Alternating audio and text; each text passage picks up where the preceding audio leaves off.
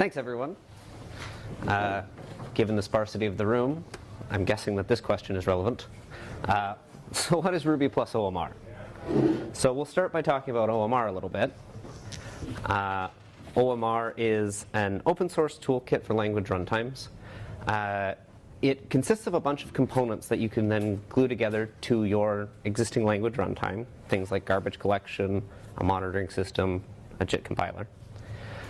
The goal of OMR is one of compatibility. So in contrast to other projects like Truffle and Graal, we don't want to rewrite a new runtime. We want to step in and help your existing runtime get better, faster, and stronger.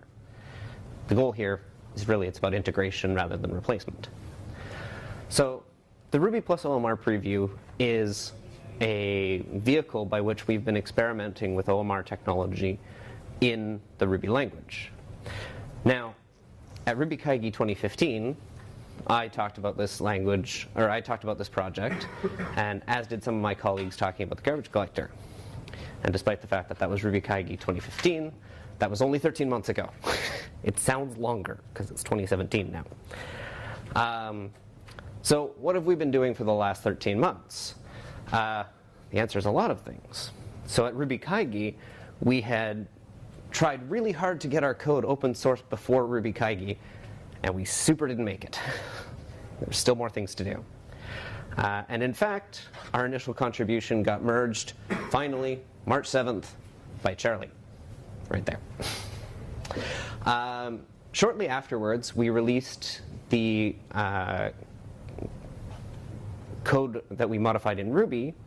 However, this didn't have the JIT compiler technology because when we did the first drop of OMR, we didn't put out the JIT compiler because it still was going to take some time.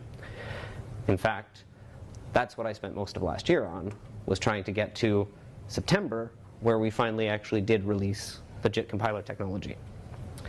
So after the JIT compiler technology went open source, we released the JIT technology for Ruby. And then I've spent a little bit of time taking the JIT technology and moving it up to Ruby 2.4. So I've been working on getting up to date so that we can actually build against Ruby 2.4. So today, if you visit our GitHub project, you'll see that Ruby 2.4 OMR is the current default branch. And this is based right off of the Ruby 2.4 tag. The JIT compiler is hooked up and running Travis CI tests. We only run a small set of the MRI tests because we fail make test all right now. Working on that. I've spent a bunch of time populating our issue tracker, trying to make sure that it's clear the state of the project, what we're working on, what needs to be worked on. Just a heads up for any of you who go and benchmark this right now. We're slower than we were in our preview. This is because I've actually turned off some of the optimizations that were hard to justify because they were a little too specific to math and math type things that show up in benchmarks, which isn't a real workload. We're aiming for something that's actually going to be much better in the software engineering layer. So for the JIT, the goal has really been functional correctness right now. We want to pass the whole test suite at all of the optimization levels we're exploring. And as I said, the goal here is integration, not replacement. So we don't put any restrictions on native code. Since the preview, we've added some optimizations and reworked a couple of others. So I have reworked the way that our inliner works a little bit, taking advantage of the new call caches that got added for Ruby 2.4. It's got a very simple compilation control today. It just counts how many times the method's invoked before it compiles the method. And so really what I've built is a foundation. This is the state of the project today, is we've laid the foundation, and now we have to build the house on top. So what's our goal with the Ruby plus OMR preview? Well, our goal is to make Mats change his slides. Specifically, the slide where he called out IBM J9, at the time we hadn't named the project, as a potential contributor to Ruby 3x3. So we want to turn this from a maybe into a yes. Indeed, we actually did help contribute. Ruby 3x3 is really going to be about trying to take the performance forward in big steps. And that's going to probably involve JIT. We have a lot of pre-built JIT technology from OMR, and we think that MRI will be able to exploit that. And what's in it for us is a validation of the OMR approach. We believe that we can take these pre-existing components and turn them into a recyclable toolkit for building language runtimes. And if Ruby's using it, that's proof that we did it. The other thing, and this is the other half of the OMR theory, is that community improvement will be shared by everyone. So today, we already build our IBM JDK on top of OMR. Our build process internally consists of cloning OMR and then building the JDK on top of it. So benefits and improvements that happen in OMR are already being shared by Ruby, and that can continue. Now, December, Chris Seaton posted a tweet. I know of 2 people working on secret Ruby JITs for MRI. I don't find this scary. I think that this is actually an opportunity here. So as I go through my talk, what you're going to notice is that I'm not actually talking that much about just-in-time compiler stuff. Because the compiler technology, we've already got it. It's already there. What really has to happen are changes in MRI to enable the JIT compiler to get better and do a better job. And so this is the area where multiple JITs can collaborate on providing an interface to information to make things better. But having some competition is nice too, because it means that we can actually push each other. And the end result of this is a better result for Ruby as a community, not just for us at OMR.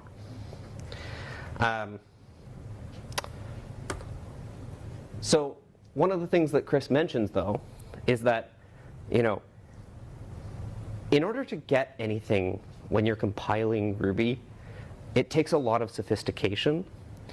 And I really agree with that, because in my mental model of where I am in doing Ruby JIT work, it kind of looks like this. We've got a curve that we can start pushing up pretty heavily, but we spent a lot of time just laying the foundation again. All right. So the title of this talk was Challenges, Highly Surmountable Challenges. So the first set of challenges that I want to talk about are challenges that we have in the community. So Aaron Patterson has this great tweet that I have now used in 2 talks and will probably use in many more because I really like it. And there is no best of anything. And so for us, there is no best Ruby JIT. There is no best Ruby interpreter. There's just what works for your use case. So for your use case, that might be Truffle Ruby, that might be JRuby, that might be Rubinius, that might be Ruby+OMR, that might be MRuby. But as we try to mutate and work in the VM, we need to make the right trade-offs. JIT compilation is, by definition, a trade-off.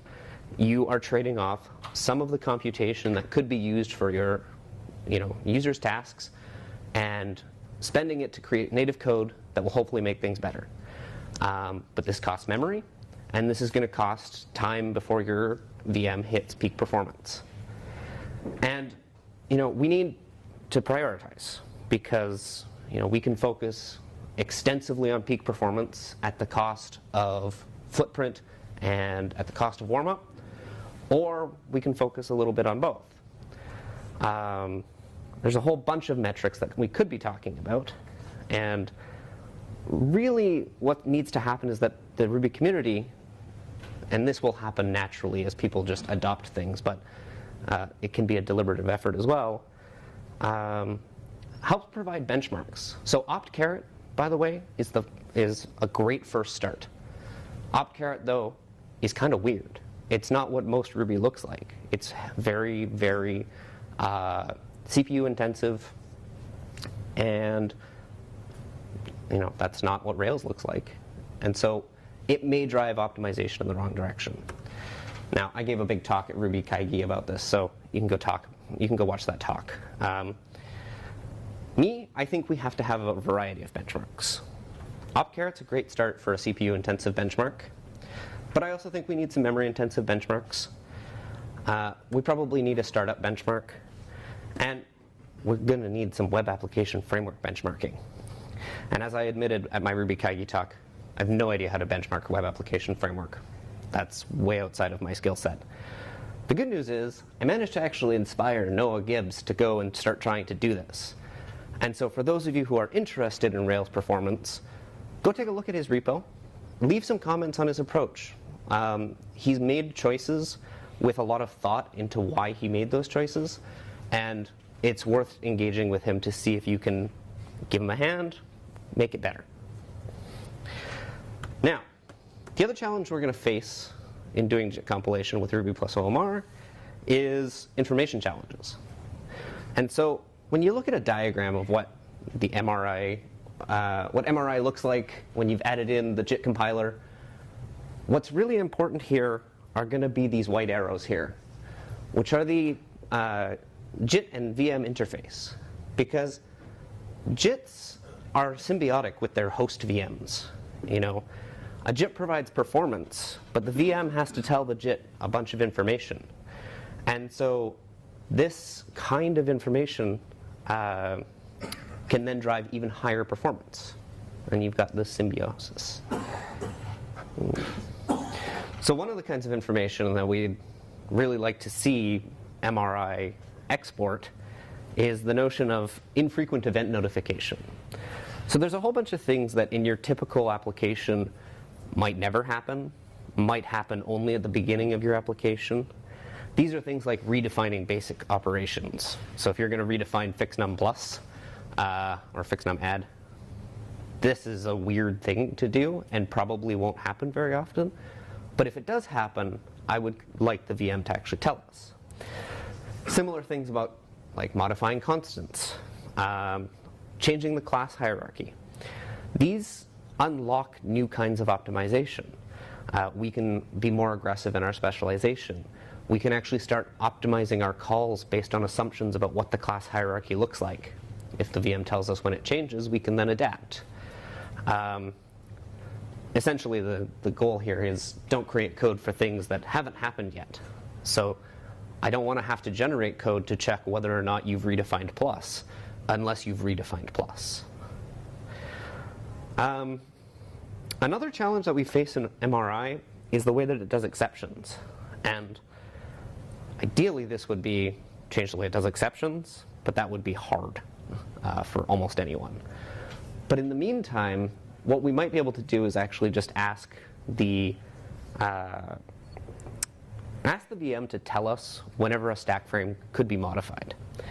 And so today, when you throw an exception in Ruby, what happens is your C stack gets unwound using long jump, and then you'll iterate down the call frames to the bottom, executing any finally blocks that you encounter.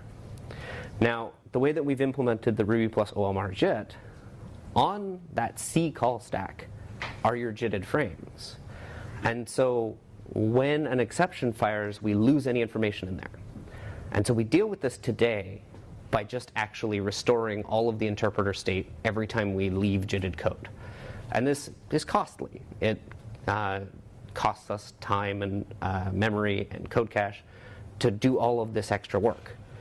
What would be nice is if we didn't do that, and we only wrote the code back to the stack when it was needed.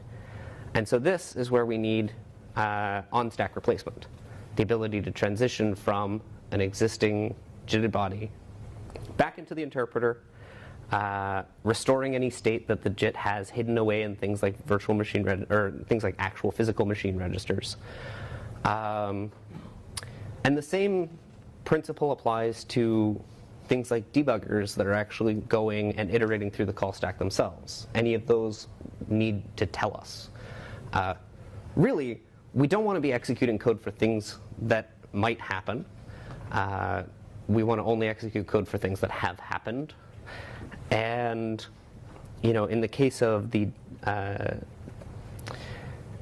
JITs typically get their best performance by lying to you about what they're doing. They hide as much as they can until you actually ask for it. We will only actually materialize things when they're needed. So another piece of information that would be nice to get out of the VM is profiling information. So personally, I would love it if I could get the frequencies of basic blocks, which would tell me for a contiguous sequence of Ruby bytecodes, how often has that actually been hit? Or maybe how often has that been hit proportionally to how often the method's been invoked? Or maybe we do that in a sampling fashion, so we only update it probabilistically. These kinds of information, though, are really valuable because they let us direct the optimization inside of the JIT. We don't have to spend time then working on optimizing and compiling code that only gets executed 1 in a million requests.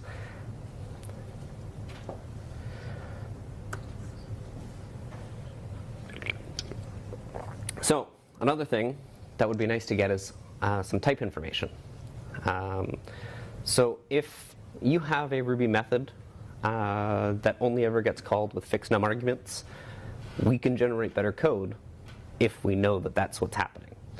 And so we would like to be able to speculate on types, but we can't speculate blindly. We need to have some reasonable expectation we're going to succeed here. And the way to do that is type profiling. So there's this problem that we face inside of MRI, which is called the horizon problem, or this is what it was called when Evan Phoenix was talking about it at Ruby Kaigi 2015. The thing is, a compiler typically will only look at one method at a time.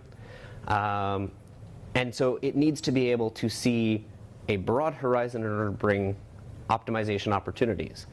So increasing that horizon will really help things. But much of Ruby's core functionality is actually written in C code, which is a problem for the optimization horizon. So one of the original conceptions of Rubinius was this idea of, well, we'll write as much of the Ruby core library in Ruby. And that has been successful for Rubinius at times, but has never really been adopted by the MRI core. They've not been super interested in the idea. In order to address that, Evan Phoenix came up with this wild and crazy idea of what he called lifting the core. And the notion here was, well, LLVM has a JIT framework. LLVM also compiles C code. So let's ship the MRI interpreter with all of its MRI intermediate language and let the JIT portion of LLVM look at the actual LLVM compiled portions and do inlining and things across the C boundary. So I have my own skepticisms about this idea, but if any of you try it, and I want someone to try it, please tell me how it works out. Okay, so rewriting all of core, not going to work. Lifting the core, I would love to see it happen, but maybe not going to work. So what do we have for a solution? So my current thinking on this is that we could try something like this, which is incremental Rubyification of the core. So this turns out to be really easy to do in Ruby because we have what's called the prelude, which is a set of Ruby code that's always going to get injected before the interpreter even starts up. This actually gets compiled right into C code that gets loaded directly. So what we could do is take prelude.rb today and convert it to being a directory, just so that it's easy to reason about, and then put a whole bunch, put implementations in Ruby of methods that are actually interesting and causing problems for us that we use maybe only when the JIT's turned on. Maybe you only use it when maybe you only use it from the perspective of the JIT. You don't actually run that code. There's a couple of ideas. This brings startup concerns, but I think they can be mitigated by using Koichi-san's iSeq serialization stuff. And longer term, maybe we can do an ahead of time JIT solution. I've had some interest in doing that. So now we talk a little bit about optimizations. And here's where I admit. When it comes to optimizing Ruby, we who work on Ruby and OMR are babies. Literal babies. We've got a lot to learn.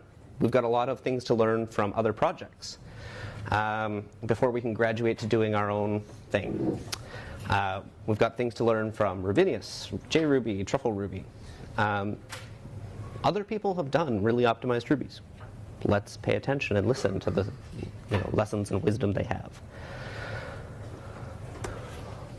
There's some challenges in testing a JIT, and this is the big one.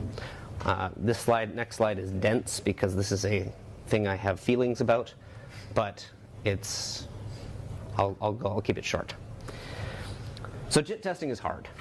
The thing is, when you are testing your normal Ruby program and you write your tests, there's a lot of value and enjoyment that you get from having a fast-running test suite and having coverage that you get 100% code coverage with almost no repetition. Every single line of your test suite is perfectly nice and valid. You can reason about your test suite very locally. You don't have to do anything special on the command line. You just run rake test or whatever. Compiler tests are not like that, unfortunately. Often you have to run the code multiple times. This is because the compiler will not choose to compile things until it's necessary, which means that you have to iterate around to make sure that the compiler will actually try to compile something, or you have to have special funky command lines to get it to do things. Compiler tests often require global reasoning. So once you have this idea of infrequent event notification, or you do optimization based on speculation, then you have to be able to reason about when does that speculation fail, what is the impact on that. You're going to have to run many VM instances under different options. And all of these problems end up being the same when we're going to test your gem underneath a JIT. It's kind of awkward. But there is some good news in this world. I actually recently had my own personal hero moment where Benoit Dalloz came along and he fixed a bug that I had opened against RubySpec to allow it to do repetition, and he fixed it fast, like way faster than I thought he did or would. And this is a great win for JIT testing because it means that we can at least run RubySpec under repetition to stress the JIT better. We've got some engineering challenges too. So, one of the big ones. This 309 commits gets bigger every day, causes me increasing levels of anxiety. How are we going to keep up with Ruby core? So some of this can be addressed by just good software engineering. So a long time ago, I spent the time and I built a system that parses instructions.def in order to generate callback code for the JIT automatically. So if somebody changes instructions.def, the callbacks get updated automatically. Saves a lot of pain and agony. But there's still a lot more that's needed, and I don't have great answers to some of these ones because some of this is just going to be collaboration that's going to happen with the core. There's also just cleanup that has to happen. The callback generator code that I wrote in Ruby is not very good. It's not idiomatic. It's strange, weird Ruby written by me, who I spend all of my day writing C++. The makefiles in the project also need some love, and I've got links to issues there. There's also some challenges that we have with OMR. So all of OMR, more specifically the JIT compiler portion, has only been open source for 4.5 months. So we're still working on things like improving our interfaces, our integration story. We're building a community slowly but surely. So here's where I say the one thing that helps bring this to my point, which is mentorship. I want to help you guys help Ruby+OMR. So if anybody's interested in trying to tackle some of the issues here, get in touch. I will write documentation for things that are unclear. I'll help you guide the implementation. I'll answer email. I'll be on Slack. I'll schedule a video chat with you. I really do want to help try to spread this technology and help get people up and running. And so I'm willing to spend some time, because the thing is, at the end of the day, Ruby+OMR needs community interest to survive. We haven't really put any effort into community building up until now. But going forward, we're going to have to, and we're going to need to get some interest from the community. So my to-do list for the next little while is to start publicizing my mentorship commitment a lot more. I need to start talking more with the Ruby core. I'm that guy in the corner listening right now, but now it's time for me to start actually talking. And I need to start writing some of these changes down that we need to make in the VM, and experimenting and prototyping and getting feedback from core developers. Your to-do list is to give it a try. And when something breaks, and it'll break, believe me, open an issue, because that'll help. And ask me how to help. Little things are perfectly appreciated. Even if I've got a typo in a makefile, that's great. Send me a pull request. So for hitting Ruby 3x3, the work ahead kind of looks like this in my mind. Yeah, we do have some work that has to happen in the JIT compiler, but a lot of it's going to be VM work. And to reiterate the point I made earlier, the VM work can be shared among competition. So any of this work that you do or I do on the Ruby VM probably can be used again by another JIT implementation for MRI. Thank you very much for having me.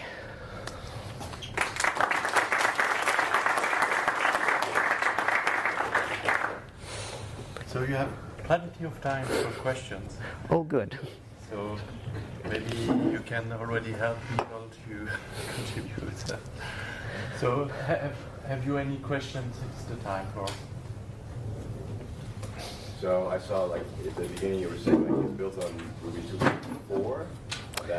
So if you're running 2.3, you can't test this out yet, right? Or you have to move to the version of 2.4. So we have a branch for 2.2.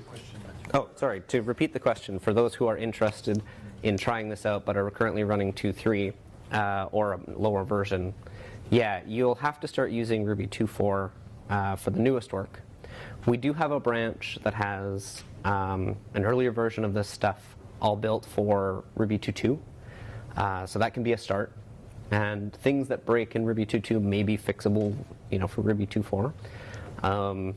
We kind of don't have the resources to maintain multiple version branches and backport, especially given the amount of change that happened between 2.2 and 2.4. So all development's happening on 2.4 because my goal at the end of this is to upstream it, which means that my goal ultimately is to chase head or trunk. You had a question. Yeah. I wanted to ask, in terms of performance, you not really, as you were saying, not really in micro benchmarks, but if I tested it right now, would it be any faster or about the same as MRI or even slower? What's the? It depends a lot on what you run and how you run it. So fairly simple benchmarks, we definitely beat MRI, sometimes by an appreciable fraction, 50%. In other cases, you will see degradations. This gets into the wibbly bits about how to benchmark, which was my Ruby Kaigi talk, so if you want to watch that, I talk a lot about this. But there's a lot of rough edges here. So I can tell you, OptCarrot, it's pretty much a wash today. We're working on it, but it's not there yet. Okay, I had a follow-up question, which is not really related, but in terms, one thing that would be make it very easier for the community to test would be if support was added to RVM or some of the Ruby version managers, which would allow I'm not easily drivers and things like that. So the question or comment here is, to make it easier to test, we should add this to RVM or RBN for Ruby install, Ruby build. So if I don't have a public issue about this already, I definitely have an issue here about getting that done. But I've kind of mentally been holding off on doing that until I at least pass make test all. That's kind of my bar been for before I do too much in the way of like, hey, RBN, can you add me as a buildable formula? I wanted to at least pass all the tests. Thank you. Other questions? Which occurs to me now that actually that's probably too high a bar, because I do pass all the tests in interpreter mode and the JIT's not turned on until you ask for it. So I need to think about this a little bit. I saw a question over there. No? Okay, I'm hallucinating. Have you thought about maybe making it a Docker container, like a Docker image? So we have a Docker container for the 2.2 branch. I haven't pushed anything from the 2.4 branch. It is something we've tried before. People have sort of mixed opinions on doing testing in Docker containers. I believe we did have someone try it out and build a Docker container for us. He built a build container. So I can point you at that. It just has all the prereqs installed. So why is IBM working on this? So this is all based on the, IBM's sort of plan for the next little while in runtimes is OMR. It's about how we are going to invest in language runtime technologies. And so OMR needs proof points. And Ruby was a great proof point. We have many others, actually. So we have proof points in Lua, proof points in a research Smalltalk interpreter called SOM++. There are more, and I'm just totally blanking. There's one called... Rosie as well, which is a pattern language. Okay, open source ones. That is what Rosie is open source. No, but the JIT's not done yet, open. Is it? Yeah. Oh, okay, never mind. So this tells you how much I know about all of these various other ports, because I missed them, because they're happening. We do it for stock for that. Okay. And we have 2 JavaScripts and then C Python. Yes. Another question. I have played a bit with OMR, and one of the things that's really interested me was the tooling that you can get. You can get some of IBM's tooling with it. Are there any plans to make it a bit more available? Because I think you need a license or something like that for the tooling, or... Which tooling? Like Health Center? Yeah, for instance, or... So most people were getting Health Center through like the whatever tooling and the way we used to get it, but Health Center is actually just an Eclipse project. You get it from Eclipse Marketplace now. So most of those tools are all there just on Eclipse to download. yes, so the memory analyzers will read the GC logs from OMR and some of the other stuff. Because I think that's also a very good, it's a selling point that can be, it's what also makes Ruby different, is that you have, if it's easier to debug memory issues and look at heap dumps, because on MRI it's just bad. Thank you. Any other questions? I have one. You were mentioning about profiling, that you need capabilities in MRI to have that. Is TracePoint API a good candidate for that? Maybe. So this is where it gets into the questions of implementation. So we could add sort of a private TracePoint and use that. One of the flaws of the TracePoint, or not flaws, that's not. TracePoints can be fairly high overhead is really the big thing here. And it is possible, if you're asking very, very precise questions, to hand roll something that's going to be much more efficient. But it's going to take more time to do that, so maybe it's better to just go through TracePoints. which is a long way of saying maybe. Okay.